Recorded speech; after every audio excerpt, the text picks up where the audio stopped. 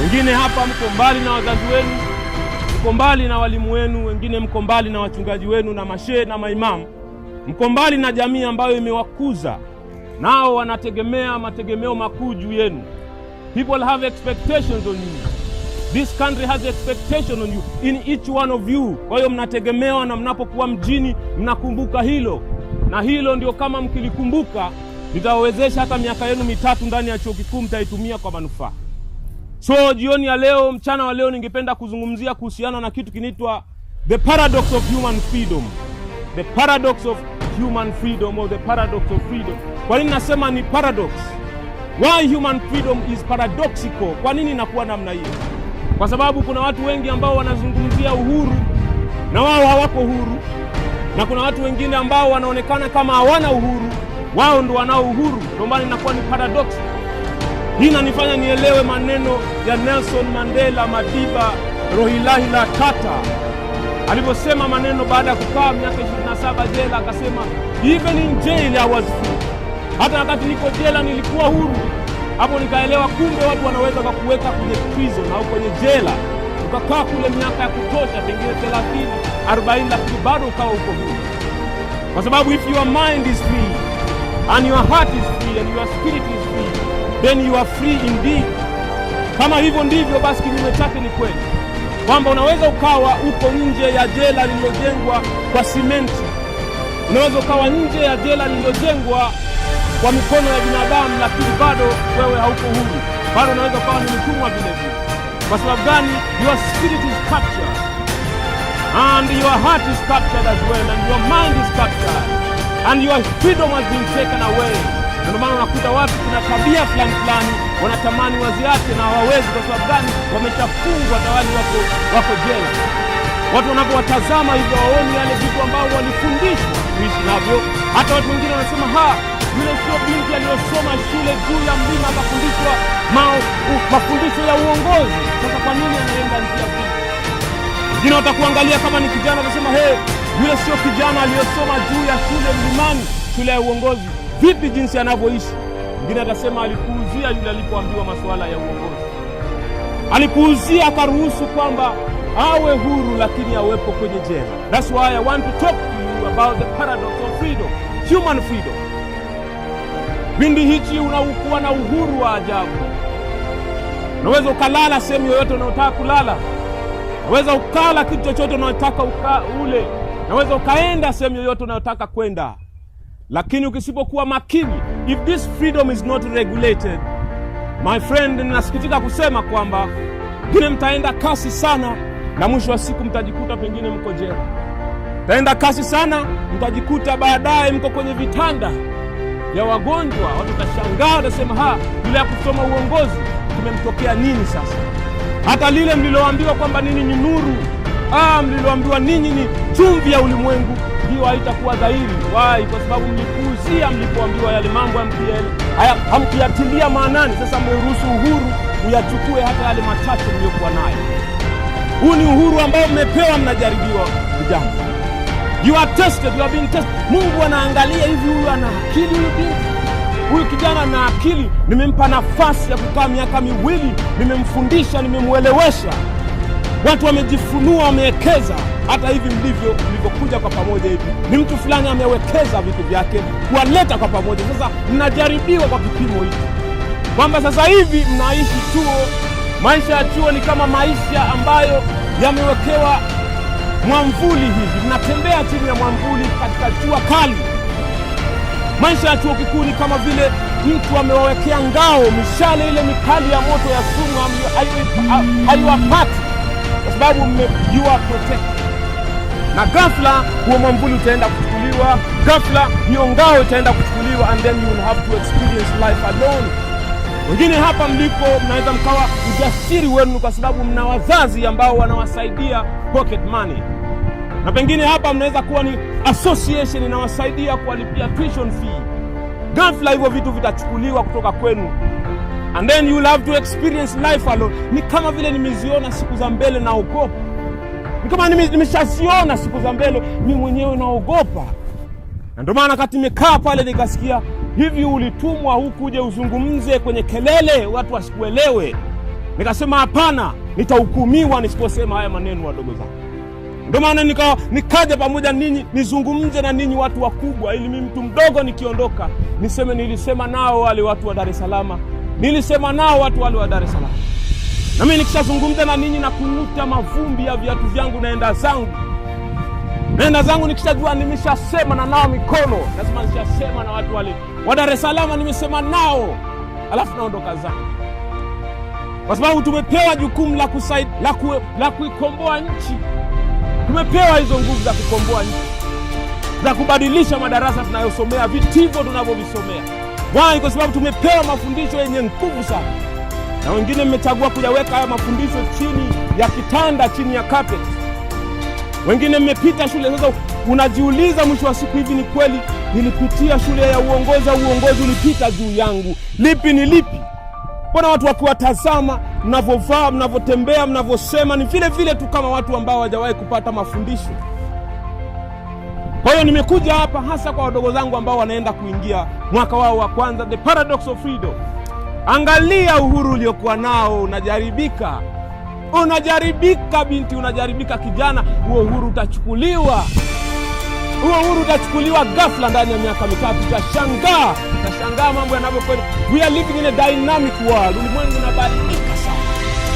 Wale wanaenda kwa kasi wanaishiaga sio kuzuri. Wazazi wako wanakutegemea, unajua mwanetu yuko shule anasoma, nawe unakuja mjini huku unaingilia ya mjini. Mwisho wa siku unakuwa bwambwara, chombo kisichofaa kutumika. Unaelezwa, hautaki kusikia, ataniambia nini huyo? Apande juu akazibe, ataniambia nini huyo? Maana kwamba ninajua ninachotakiwa kufanya. Kwa maana nakuja kuzungumza na ninyi kwenye vitu ambavyo ningesuggest, ambavyo vinaweza vikawasaidia kwenye maisha yenu. Mimi ningesuggest, akili zangu ndogo zinanituma. Yako mambo manne ambayo ningependa ni suggest, nipendekeze kama kweli unataka kuishi to become a transformational and servant leader. Yako mambo manne ambayo mimi binafsi ningependa nipendekeze katika maisha yenu mkiwa hapa chuo kikuu. Na mambo hayo manne ni kama yafuatayo. 4 things you must do while you are at university. If you really want to transform yourself, you want to transform your country and your families.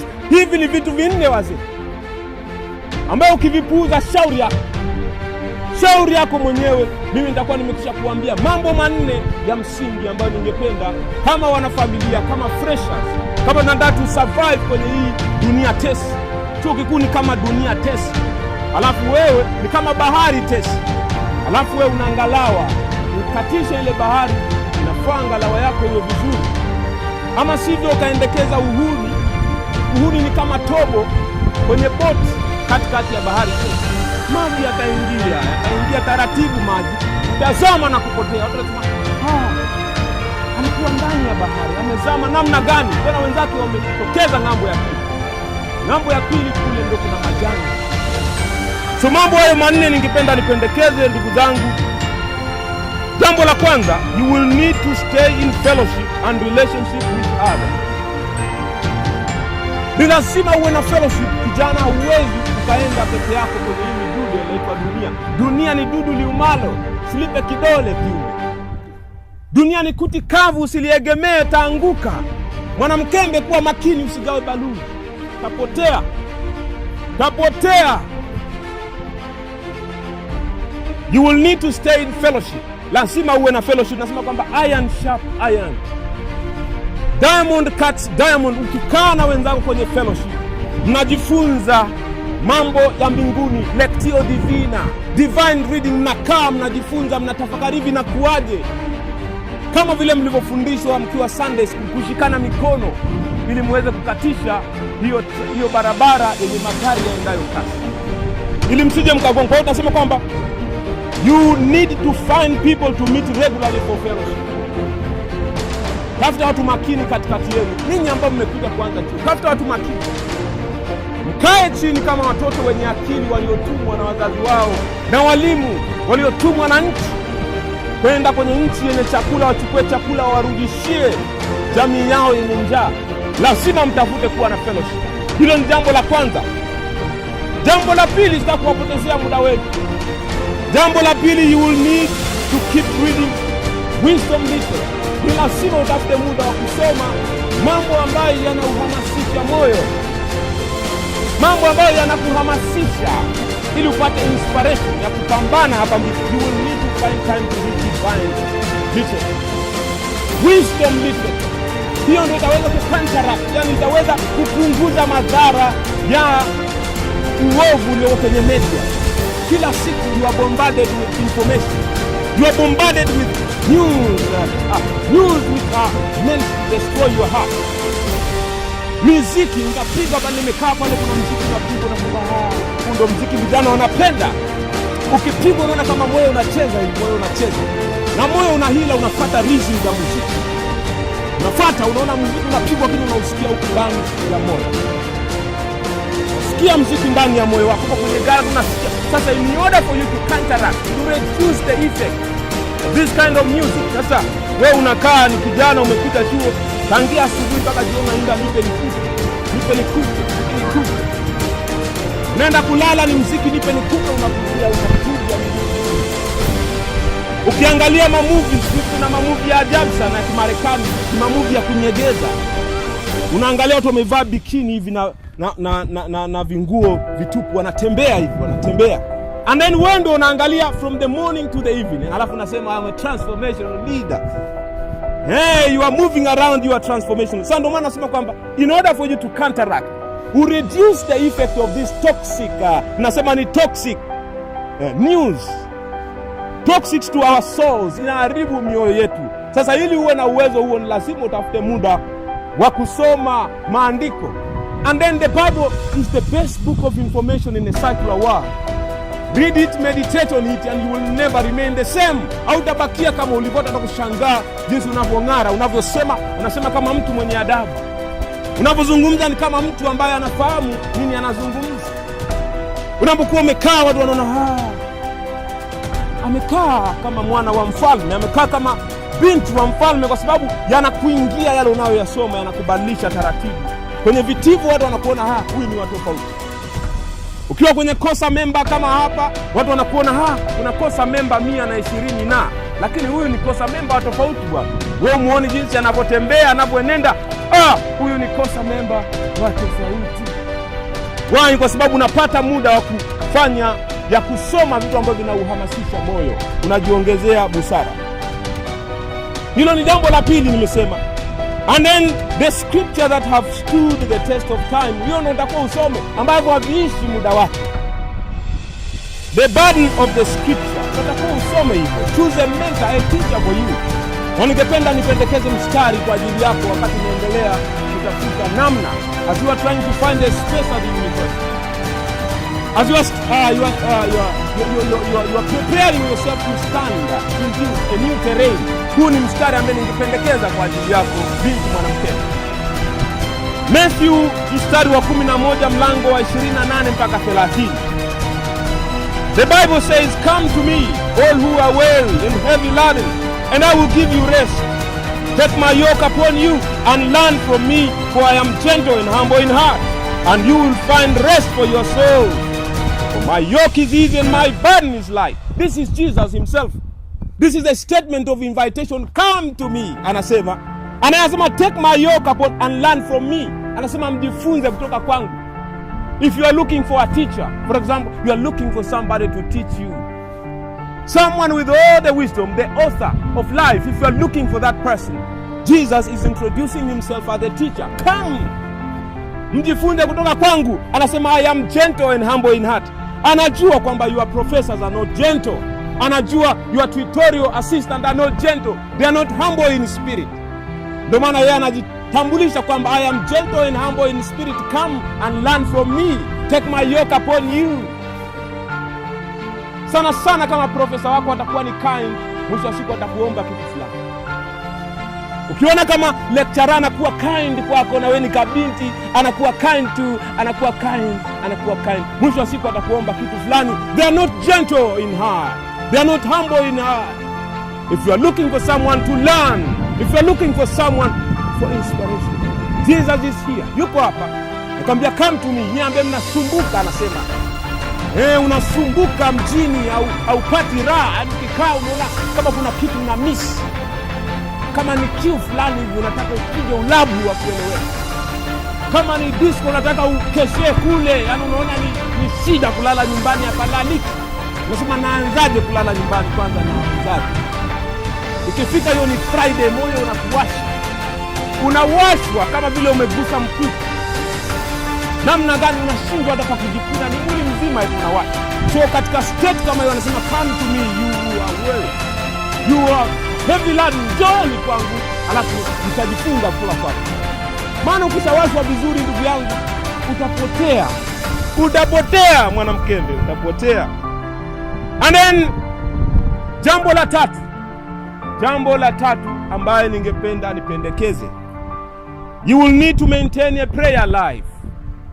Wezi kaenda kijanja tu hivi namna hiyo. Wezi. Na mambo mengine hayawezekani isipokuwa umekaa kwenye magoti unalia. Baada ya hapo utataka kazi. Baada ya hapo utataka mke, utataka mume, utataka afya. Mume unaweza mpata, sio? Kwa ujanja unaweza kupata mke, ama nasema demu. Utapata demu kwa ujanja, lakini uzima utaupata wapi?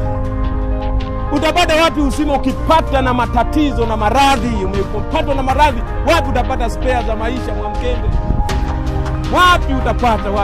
Kwa hiyo kuna vitu vya msingi. You need to maintain a prayer life. Lazima uwe na uwezo wa kuenda mbele za Mungu unaomba. Lectio divina ni muhimu sana kwa ajili ya kupata ulinzi wewe mwenyewe, kwa ajili ya kupata akili na kuenenda kama mtu ambaye anatarajiwa kubadilisha nchi. Kwa hiyo ni vitu vya msingi sana. Lazima utafute kwenye maombi, ndio tunajua namna sasa tunaweza communicate with the divine power. Kwa tunaomba hizo nguvu. Watu wengine kama sisi ambao hatuna ndugu wa maana wa kuconnect sasa. Sisi watu wa hali ya chini, watu duni, ambaye hata tukianguka pale wenda watu wasione kama tumeanguka. Sisi watu tuna hope, tunatafuta ile divine connection. Tunatafuta ile nguvu ya juu ili tuweze kuenda vizuri katika ulimwengu uliojaa taabu. Sisi watu wa hali ya chini ndio tunaona hiyo ni njia pekee. Sijui nini watu wa hali ya juu. Lakini if you want to survive in this world, my friend, you need to spare time for prayer. Tafuta wenzako wawili watatu, sio wengi, anzeni kuomba, jiwekeni taratibu. Mkiomba mtapata mafunuo, mkiomba mtaweza kuziepuka hizi tamaa za mjini. Tamaa ni nyingi tu wazee. Sijui kama mimi naona ni tamaa nyingi, yani ukipita hivi ngono, saa nyingine unataka kuona lakini ndio hivi. Ukilala hivi saa nyingine unaona mapicha picha. Unaona mapicha picha picha. Saa nyingine unataka kuwaza ujinga, lakini unawaza ujinga. Si kama mimi nawazaga. Mimi nimekaa hivi nasema niwaze kitu kizuri. Siwazi kitu. Nawaza ujinga. Au pengine mimi mkubwa jinga, sielewi. Lakini nakaa saa nyingine niwaze vizuri, nawaza ujinga, nasema niwazaje huu ujinga huu? Niwazaje huu ujinga? Kwa katika namna kama hiyo, ili uweze kuwa unawaza uzuri, lazima utafute muda wa kutafuta nguvu itokayo juu. Maombi ni muhimu, wadogo zangu ambao mmekuja kujiunga chuo. Utashawishika ukimwona brother yako hapa wakosa, unaona dada yako wakosa, yuko mwaka wa pili, mwaka wa tatu, anadunda tu mjini. Anadunda na swaga na chain, bling, ananukia vizuri, chip Dangote, maperfume. Wewe unanogea, unasema mbona kama they are doing fine, kama mbona wanaenda vizuri wale. Na wewe ukashawishika ukajiunga, unapotea mwamkeni. Unapotea mchana kweupe. Ndio maana sasa Angalia, haya ndo mambo yanataka kusaidia. Usije ukasema George atuambia. Mimi nimeshakwambia. Nikiondoka hapa na kumuta mavumbi ya miguu yangu naenda zangu Arusha. Niliwaambia wale watu wa Dar es Salaam. Namba 4, jambo la mwisho. Sitaki kuwapotezea muda wenu. Na kwa nini niwapotezee muda wenu? Na ninyi mna mambo ya msingi ya kufanya. Kwa nini niwapotezee muda wenu? Jambo la 4 la msingi ambalo ningependa nipendekeze. You will need to be in service to others. Mambo ambayo mmepewa ni mengi wadogo zangu, ambayo hamuwezi kuyakomprehend kwa wakati huu. Mnapoanza kuwafundisha wengine mambo ambayo mlijifunza, mliofundishwa, mmefika Cornerstone mwaka wenu wa kwanza, mkiwa form 5, mkiwa form 6, na mambo ambayo ninyi wengine mmejifunza nje ya ile system ya uongozi. Kwa hiyo ukishakuwa unaamini kwamba I have something that I can share, hapo sasa ndio unatakiwa, you need to be in service, in serving others. Lazima uwe na huo moyo if you want to be a transformational figure, kwa sababu nasema it is more blessed to give than to receive. Wewe umeshapokea mzee, umeshapokea mafundisho, alafu umekaa nayo tu. Hata wenzako hawajui, unasoma nao, lakini wewe ni mchoyo. Wenzako hawajui kama umeshasoma uongozi kabisa. Hawajui kama unaona tu unichozi ya ngema fulani tu Arusha huyu. Hana hata kitu kingine chochote. Ni kama mimi tu, maskini ya Mungu. Hawajui hata kama umesoma uongozi. Kwa kuangalia jinsi unapovaa, ni vile vile tu. Unapoongea, unapochat, hawajui hata kama umesoma uongozi. Kwa hiyo nasema kwamba you will need to be in service to others. Unapokuwa unafundisha, unakosea, una improve wewe mwenyewe.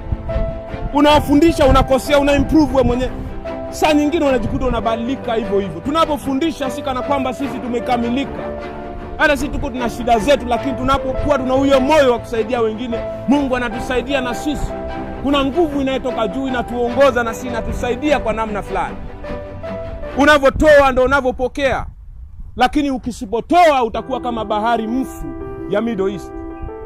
Imejaa chumvi, hakuna samaki ndani yake, hakuna uzima, kwa sababu ilipokea maji kutoka kwenye mito mbalimbali, lakini haiyatoi. Sasa maji yananuka, yameshakuwa yamekaa sana, yalikuwa na afya, sasa yamekuwa ni sumu. Ndio hivyo hivyo na maisha yako yatakuwa. Umeshapokea, umekaa nayo mwaka wa kwanza, umekaa nayo mwaka wa pili, yanakuwa ni sumu. Hata chuo kikuu cha Dar es Salaam hawajui. Ninyi mko wengi sana, mnaweza mkabadilisha hii Dar es Salaam nzima. Kuna moyo wako asubuhi, nataka ni share na watu vitu ambavyo nimejifunza, kama sivyo ni sharobaro tu utatawala kabisa. Nawaambia, kama ni muongo mnipige mawe, nipigeni mawe watu wa Dar es Salaam, niondoke nimepigwa mawe kama na wadanganya watu wa Dar es Salaam. Watu wa Dar es Salaam mnatakiwa mtafute huo muda wa kuwatumikia wengine. Listen to this scripture. Sikiliza hili andiko, Matthew chapter 5 verse 19. Sikiliza hili andiko. Whoever practices and teaches the commandment will be called great in the kingdom of heaven. Yesu anasema whoever listen these words of mine and put them into practice and teach others to do the same, that person will be called great in the kingdom of God. In the new dispensation, in the new reality, that person will be called great. Lakini anasema whoever listen to these words of mine, and then whoever disobey these words of mine and teaches others to disobey will be called least in the kingdom of heaven. In a new reality, that person will be least. Atakuwa ni mdogo huyo mtu, kwa sababu ameyapuuzia maandiko, ameyapuuzia mafundisho. Kwa hiyo unapofundisha watu wengine, ndio na wewe unazozidi kuwa imara. Fika mahala Buddha anawaambia watu, when people see me, they see teachings. And then when people see teachings, they see me. Unataka ufika hicho kiasi ambaye watu wakikuona wanaona mafundisho. Ukifika mahali watu wanaona, this young man, this young woman has got something. Na kwa ufike katika hicho kipindi ambacho, and then the Bible also says those who impact wisdom to others will shine like the brightness of heaven, and those who lead many to righteousness like the stars, they will shine like stars forever and forever. Kwa hiyo kuna zawadi ya watu ambao ni mentors, those people who are there to teach others, people who are there to encourage others, people who are there to show light to others. Hao watu watakuwa na zawadi yao tofauti. Sasa hivi unaweza kanisikiliza kwa nini jamaa anaongea punda huyu, Kama ametoka Arusha na kuja Dar na kuongelesha pumba. Ameongea pumba. Ameongea pumba huyu jamaa, ameongea pumba. Ukasema sijawahi kuona mtu ameongea pumba kama yule jamaa. Sisi tulikuwa tule bata Dar es Salaam. Tulikuwa tuwe na muda wa kuogelea na kula bata na starehe. Yamekuja katikati anatuongelesha pumba. Mwenye masikio asikie, wadogo zangu, mnapoanza masomo. Mimi mtu mdogo nimekuja, ndo haya niliyokuwa nayo. Asanteni sana kwa kunisikiliza, na Mungu awasaidie wale ambao mna moyo wa kuishi kama mlivyofundishwa shule, wale ambao watu wanajua wana deni kubwa la kulipa, la kusaidia Tanzania, la kusaidia Afrika na ulimwengu wote kiujumla, because men of integrity and women of virtue are rare. They are very rare like us, like ice in the hell. Ni adimu sana watapatikana wapi watu men of integrity. Kariakoo hamna watu men of integrity. Kama wapo ni wachache. Manzese nzima nimeangalia hivi nione women of virtue. Shaona women of virtue. Labda wako lakini wamejificha. Pita Tegeta naangalia nione a man of integrity, a woman of virtue. Hata Tegeta pia nimeangalia sikuona man of integrity. Nimekuja Umnunio naangalia nione men of integrity and women of virtue. Umnunio nimeona wawili. Nimeona watatu Umnunio. And among the three you are there. Uko miongoni mwa wale watatu. And then I wish you the best in transforming Tanzania. And I wish you the best in transforming Africa and the world. May God bless you all. Then sana kwa kunisikiliza. Naweza sasa mkaendelea. Ni mtu mdogo nimeshamaliza. Naweza mkaendelea watu zangu.